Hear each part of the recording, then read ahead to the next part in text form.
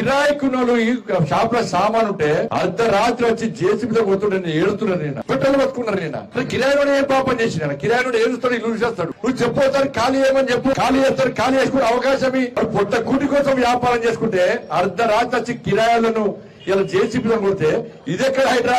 హైడ్రా మీద మంచి విశ్వాసం పోతుంది ఇలా ప్రభుత్వం వ్యవహారం వల్ల మొన్నటి వరకు హైడ్రాకు సపోర్ట్ చేసే వాళ్ళు కూడా వ్యతిరేకించే పరిస్థితి ప్రభుత్వమే కొన్ని తీసుకునేది వాళ్ళు సపోర్ట్ చేసిన హైడ్రాక్ ఇప్పుడు సపోర్ట్ చేసిన హైడ్రాక్ నేను కానీ పెద్దోళ్ళు కొట్టు కిరాయికున్న పేదలను కొడితే వాళ్ళకి చూడాలి ఇల్లు జాగాలు కొనేటప్పుడు రిజిస్ట్రేషన్ డాక్యుమెంట్స్ ఉన్నాయా వాళ్ళకు ఉన్నాయి లింక్ డాక్యుమెంట్స్ ఉన్నాయా వాళ్ళకు ఉన్నాయి మున్సిపల్ గ్రామ పంచాయతీ పర్మిషన్ ఉందా వాళ్ళకు ఉంది ఓనర్షిప్ సర్టిఫికేట్ ఉందా ఉంది హౌస్ నంబర్ ఉందా ఉంది మీటర్ ఉందా ఉంది కరెంట్ అది ఉందా ఉంది ట్యాప్ కనెక్షన్ అన్ని ఉన్నాయి బిల్లు కడుతున్నారు ప్రభుత్వం